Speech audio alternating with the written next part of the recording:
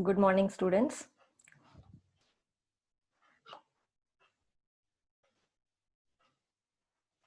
Here, Dr. G.D. Jasmine, professor in Department of Computer Science and Engineering.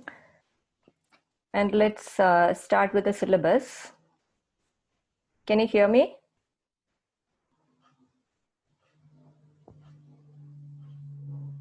Yes, ma'am. Yes, ma'am. Yes.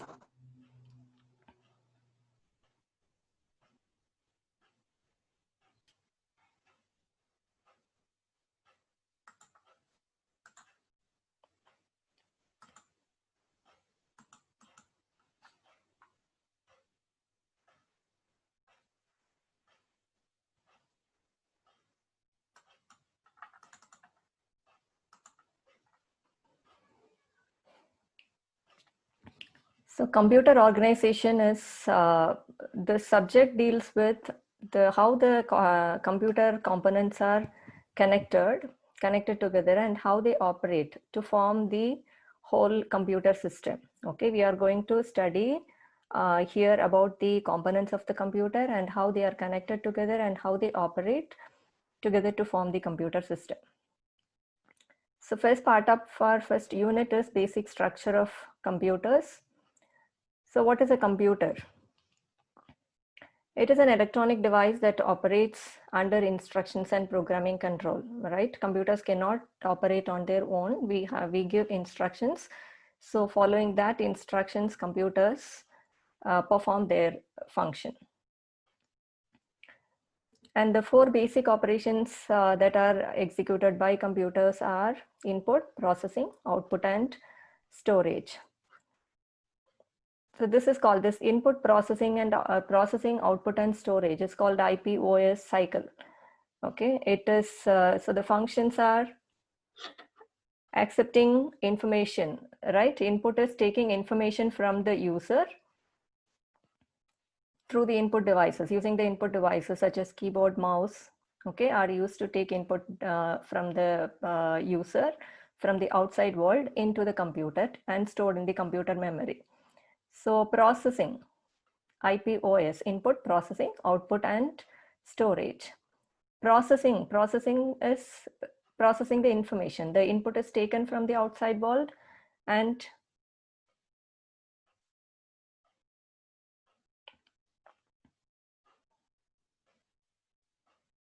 the input is processed by the processor of the computer, and the instructions are stored in the computer memory. The input is processed, and the output, the result we get by the result of the process, is again displayed, given to the outside world as output. That is the output, providing the results of the processing as output to the users, and storing the list of instructions and the result into the memory, that is storage. Okay, accepting the information to be processed as input through the input devices, and processing the information. Information is the data that is taken as input according to the list of instructions by using the processor. Processor does this processing and providing the results of the processing as output. That is, output is displayed through the monitor as an output device, used when a monitor is used as an output device, or it may be printed on a paper and given to the user. And storing a list of instructions, and the list of instructions to be processed or the data, okay, in the memory, that is storage. And the input of a program may be that may come from the outside world given by the user, or it may be the output of one program may be taken as the input of another program.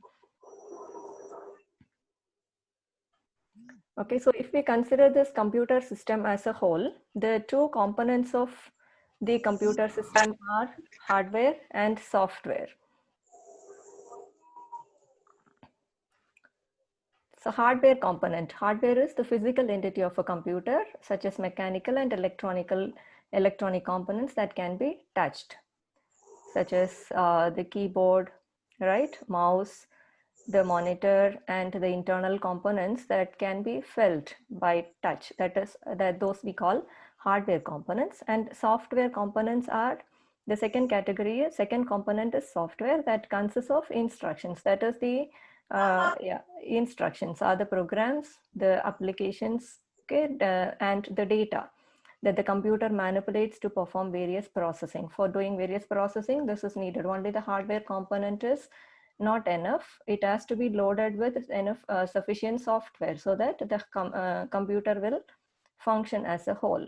So these are the two major components of computer systems. So hardware component, the first component, here you see the hardware components: keyboard, mouse, monitor of the computer, and the keyboard and mouse is input units. And we have output units such as monitor, printer, yes, monitor, printer, and then the speakers. If mic is added to the system, if there is mic in the system, that will take input, right? That becomes an input device that takes the voice of a voice from the outside world. And the speakers act as an output device. And if there is a camera in the computer, then that becomes an input device that takes the video input. And here we have the processor with hard disk and other storage devices, and internally arithmetic and logic unit that performs arithmetic and logical operations. So here this is the hardware components of the computer. And coming to the software component, there are two major kinds of software. One is system software and the other software is application software. System software is the software that is needed to operate the computer. Without the system software, only with the hardware components, the computer cannot operate. So the computer, when it is manufactured, the hardware components are assembled and it is loaded with the operating system. Okay, operating system is one of the system software that act as a that connects the hardware part to the user. User can operate only if there is an operating system. So that makes the computer to operate. And you have utility softwares also that comes as a system software. Then the second category, second type of computer software is application software. It is a program that directs computer to do some specific job, any particular application. That depends on the user. The particular user, what they want to do, that particular application they will be having in their systems devices, and that can be used as an application software to do that particular job. Example, we all have word processors, and for doing some word applications, PowerPoint, and this Zoom, we are using Zoom application for communicating like this. And so all these are the media players, all these are application softwares. And system software is the operating system and the utility programs such as that is already loaded with the operating system, file management softwares. And we have compilers that we discussed in the last class, assembler that translates assembly language program into binary form, and compilers that translates high-level language into computer form, binary form, in the form of ones and zeros. All these are utility software. So all these come with the operating system, is considered as system software, and the other softwares which we use for our the users use is application software. So here I have listed some difference between the system software and application software to make it more understandable. So the definition here is system software is the type of software that is the interface between application software and the system. System we call as, yes, the hardware components of the system, and the application software that the users use. So the interface between this is the system software, whereas application software is a software that runs as per the user request. Whatever the application the user wants, the user will run that particular application in the system.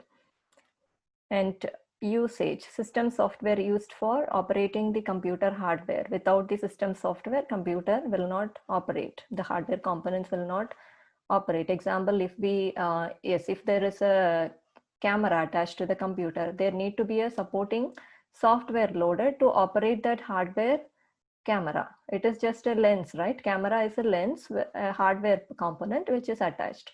And to operate that, to make it usable for the user, it has to be loaded with the corresponding software. So that is system software. We don't call it as application software. Okay, application software, whereas this application software is used by the user to perform some particular job, such as, I have used PowerPoint application to make my presentation. Like, depending on the user's need, we use different applications. And development language. In general, system softwares are developed in low-level language, that is assembly language, that is more compatible than high-level language, that is more compatible with the system hardware. And application software is developed in high-level languages, used for high-level languages, and they are used for some special purpose applications. And dependency, system software can run independently. It provides platform. The job of system software is to provide a platform for running application software. Application programs, application softwares run on the system software. So providing the platform. Okay, Windows provide, it is an operating system that provides a platform. On Windows, we run the other applications such as Word and PowerPoint. Okay, so so this provide a platform for running application software.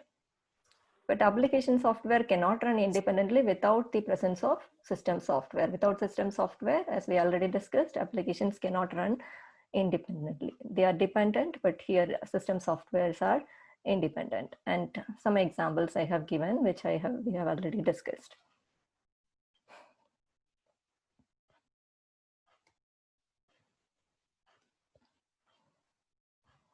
So we discussed about the introduction, about what is computer and the major components of computer.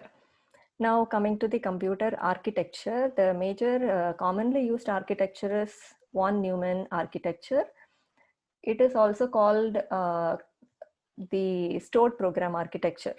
Okay, stored program architecture, by this we mean there is a single processor that operates sequentially on data that is stored in the same physical memory. Means in the same memory, the data and the instructions are stored.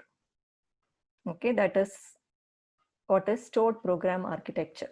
In the same physical memory, the data and instructions are stored in the same format. Today's computers are all built up with using this architecture. So this is the von Neumann architecture. The central processing unit has the arithmetic and logic unit. The major two components are arithmetic and logic unit and the control unit. Arithmetic and logic unit performs the arithmetical and logical operations. All the arithmetic and logical computations are done by this arithmetic and logic unit. And the control unit performs the control operations, controlling the other operations, such as taking input from the outside world and communicating, storing it in memory, or recalling instructions from the memory and taking data from the memory, giving it to all the operations. The total operations are controlled by the control unit. So this whole we call a processor, central processing unit. We'll discuss about this accumulator soon. And memory stores the instructions and data. And input and output units. Input gives the input to the system, which is used for computations, means which is taken, and according to the instructions given to the computer, that input is processed by this processor. Arithmetic logic unit does the arithmetical and logical operations, and control unit takes care of all the controlling operations. The output is, once the process is done, the output is given to the output unit.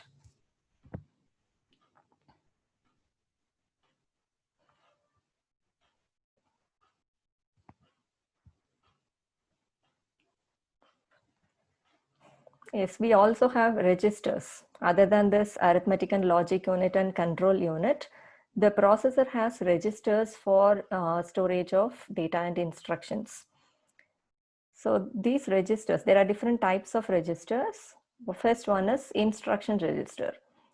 It holds the instruction that is currently being executed. The current the instructions that is being processed at that particular time will be available in the instruction register. Okay, and program counter keep track of the execution of the program, means it holds the next instruction to be executed.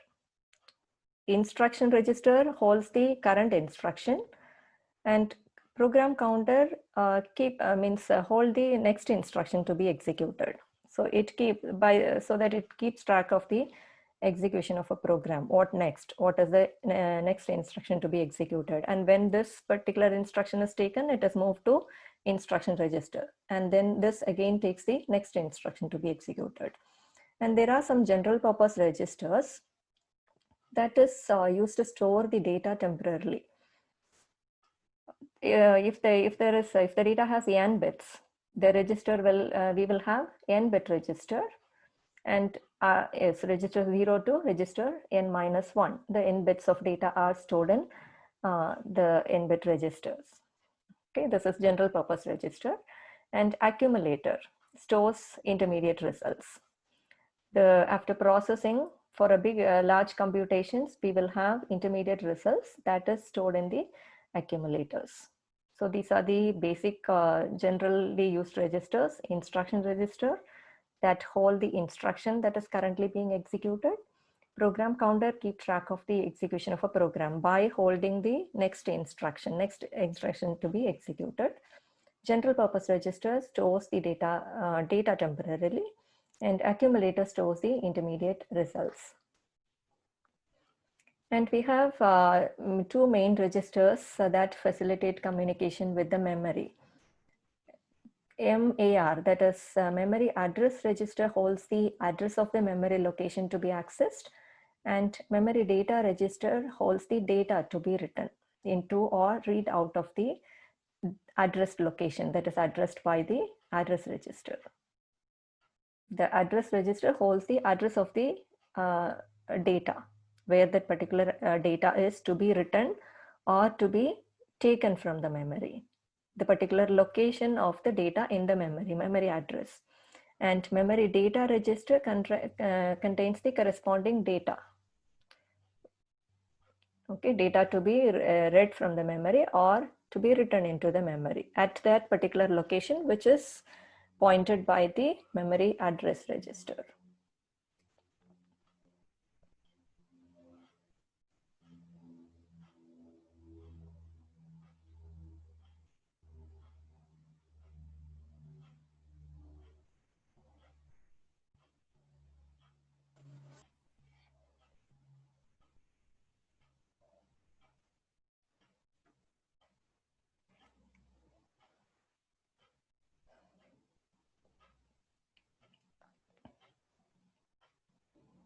So we have seen the components of the computer. The components of the computer are: the heart of the computer is central processing unit, and the central processing unit contains arithmetic and logic unit and control unit, and it also has these registers.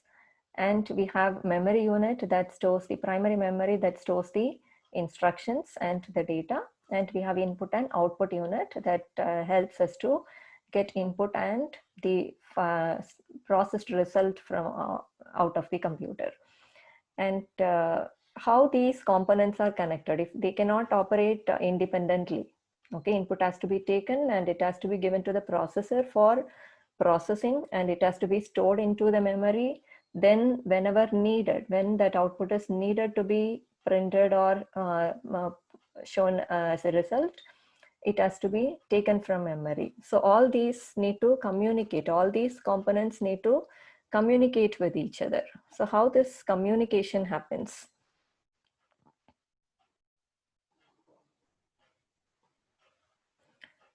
These functional units is to achieve the computer to achieve its operation. The functional units need to be connected. They need to communicate.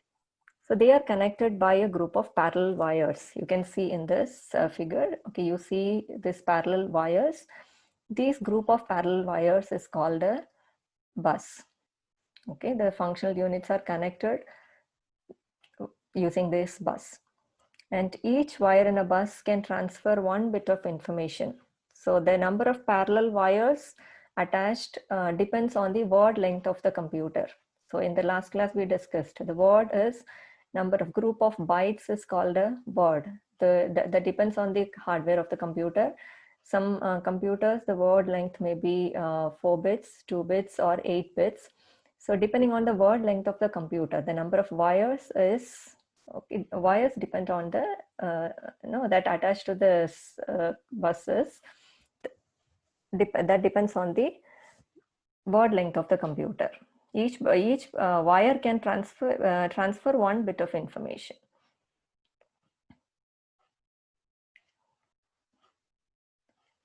So let's learn about this bus structure. Bus is a set of parallel wires that carry information from one functional unit of a computer to another. And control bus. Control bus is a conductor on which control signals are transmitted. We saw control unit as a component of the processor, major component that controls the operation. So any control signal need to be sent to different other components of the computer. Control bus sends the control unit sends the control signals through the control bus.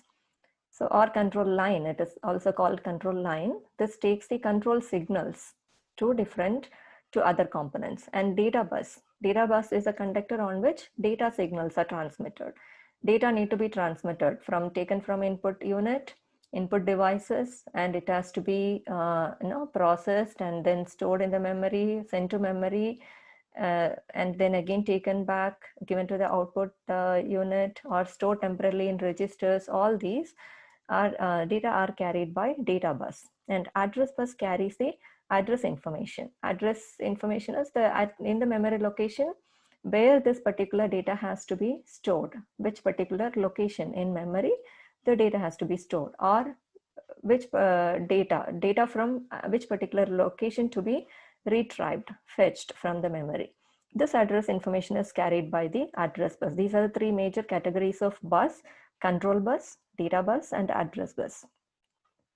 Control bus carries control information, data bus carries data signals, and address bus carries the address information to different components.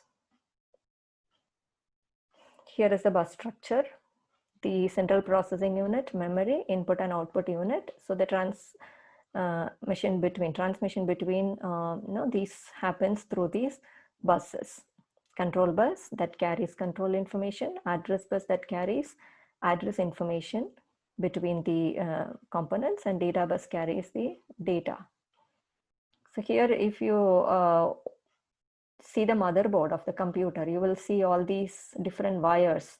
These components are connected by these wires. So these all the different buses. The number of wires are also different. Okay.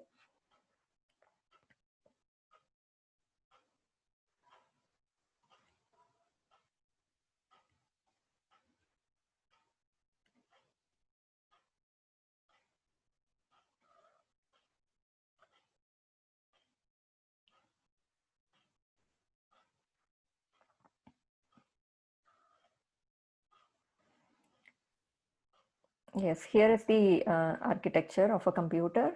Like we have the central processing unit, the input unit, some device which gives the input to the computer, and yes, where we have between the system and the device input component, we have the IO interface, input output interface, and IO bus carries the input output information. And if you see the central processing unit, we have the major components are arithmetic and logic unit and control unit. These are the two major components, and we discussed that we have the central processing unit also has registers such as program counter that keep track of the execution. the address means the next instruction to be executed. Instruction register. The instruction that is currently being executed is stored in instruction register. And general purpose register. Okay, that is to store the data temporarily. Accumulator stores the intermediate results. And MDR and MAR, address register and data register, that holds the data to be stored in the memory, and address register hold the data, the address, okay, at which particular address the data has to be put. Okay, that is denoted in this, that is stored in MAR, address register.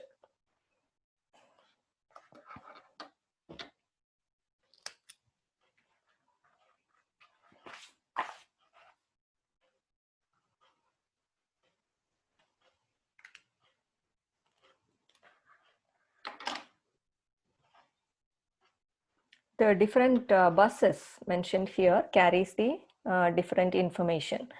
Input output data bus carries the data, and address bus carries the address from address register to the memory, whereas data bus carries data signals to the memory and to and from the memory, and control signal carries the control information.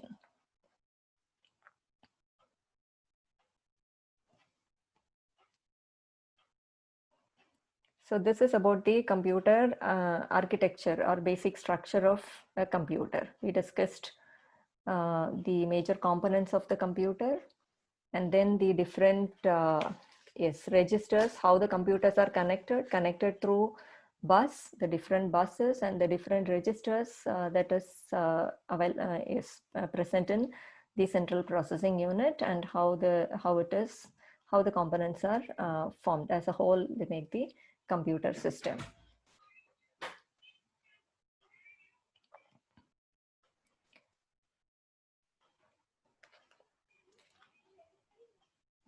And the next topic for today is logic gates.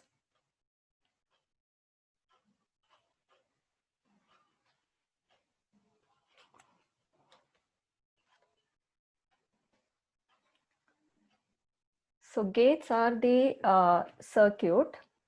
hardware circuit that produces a signal of binary 1 or 0, depending on the input given to it. Okay, gates are the logic circuit. These are logic circuits that produces the binary output, either 1 or 0, as internally the data is or information is stored in the form of binary, that is digits, right? Binary digits in the form of bits, 1 and 0s. So these gates are used, these logical circuits are used to, they produce the information that produce either 1 or 0 as output. The three major, commonly used, the simple gates are AND gate, OR gate, and NOT. This is I stands for inverter. So it is NOT gate.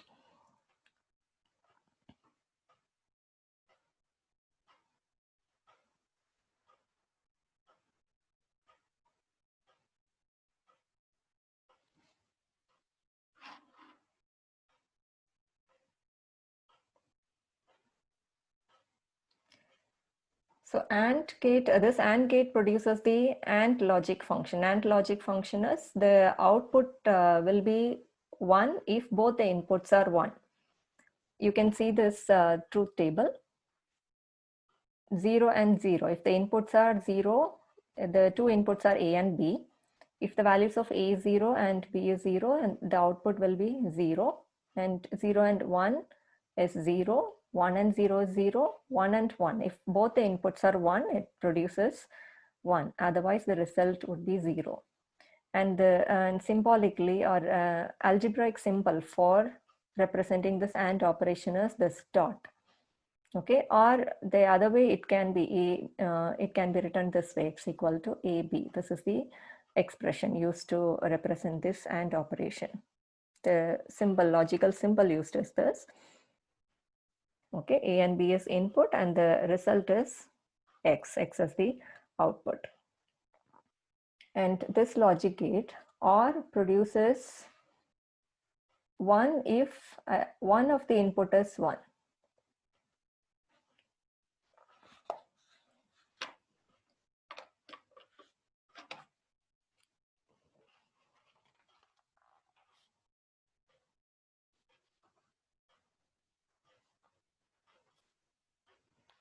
Okay, if either one of the input is 1, the R produces the 1 as the result, otherwise the result is 0. It is represented symbolically as using this plus operator. Okay, x equal to a plus b represents logical R. The symbol you can see here, the logical symbol used, a and b given to the logic gate R, and it produces the result 1 if one of the input is 1, otherwise the result is 0. And the third one is inverter that inverts the input. If the input is 1, input given is 1, the output will be 0. If the input is 0, it produces 1 as the output. So 0 becomes 1 and 1 becomes 0. And the symbol used is A prime. This is A prime, or it can also be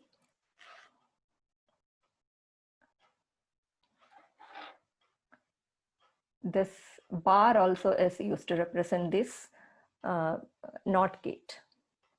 Okay, we can write as x equal to A bar or x equal to A prime.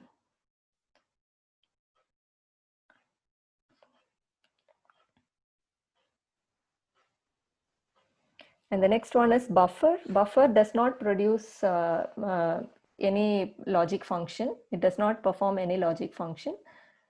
But this circuit is used for power amplification. It amplifies the power at the output side. So 0 becomes the output is 0. If it is 0, amplified, okay, power amplified it is, but it's 0, output is 0. If it is 1, if the input is 1, it is 1. So if the input is A, the expression becomes x equal to A. And the next gate given is an AND gate. This is not AND, right? It is just opposite to AND gate. AND gate we discussed, it produces 1 if both the inputs are 1. So as it is not AND, it produces 0 if both the inputs are 1, and all other cases it produces 1. 0 and 0 becomes 1 here, whereas in AND gate produces 0. So it is just the opposite of AND gate. And it is named as not AND. And the symbol is for every not we use prime. It is x equal to AB is the logic expression, algebraic expression for logic AND gate. And as it is not AND, we need to include a prime here. Or you can also write it as,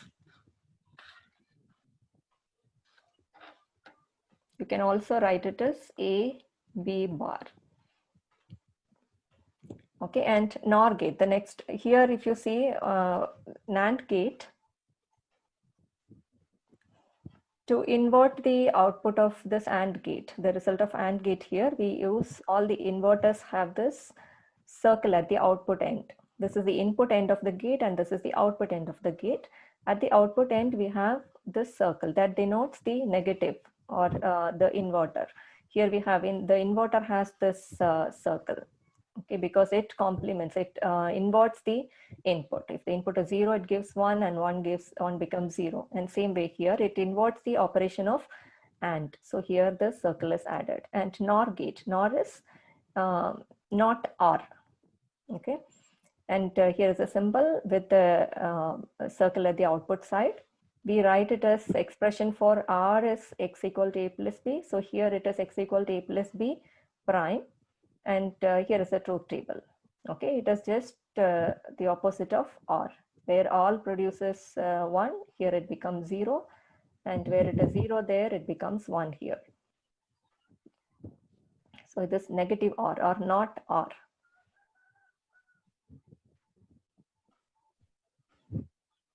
And next one is exclusive OR. So this here the output of this gate is 1 if any input is 1. Okay, but it excludes the combination of both similar, means if 0 and 0 becomes 0 and 1 and 1 becomes 0. This exclusive OR is also called odd function because when there are odd number of ones, okay, you listen carefully, when there are odd number of ones, the result will become 1. We can see here there are even number of ones, so the result is 0. And here we have even number, means there are 0 ones, so the result is 0. And in these two cases, there are odd number of ones, so the result will become 1. If there are 3 inputs here, 0, 0, 0, the result is 0. And 0, 1, 1 becomes 0 because there are 2 ones there. 0, 1, 1, there are 2 ones, so the result will become 0. There are even ones. But if it is 1, 1, 1, if all 3 bits are 1, the result will become 1 because there are odd ones. So this is called odd function. The symbol used is this. Plus with the circle around is that denotes that is the algebraic symbol for exclusive OR. Okay, we write the expression as this.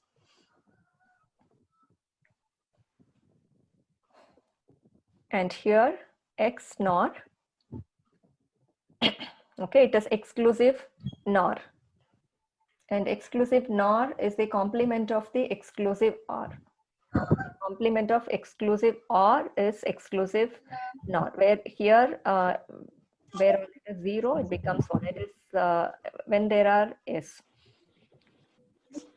when both the inputs are 0, the result is 1. When both the inputs are 1, the result is 1. And when one of the input is 1, the result becomes 0. It is the so here you see the symbol used here is the logic symbol used is the same exclusive OR with the negative symbol, the circle around at the output side.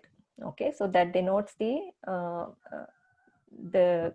inverting symbol. This is the inverting symbol, so it is negative or not XOR. Okay, you can call this as not XOR. So here we use this A prime B prime as it is not XOR.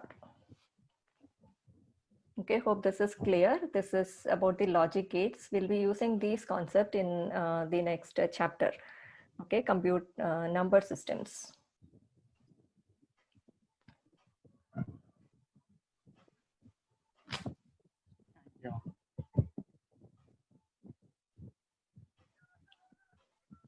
Okay, thank you.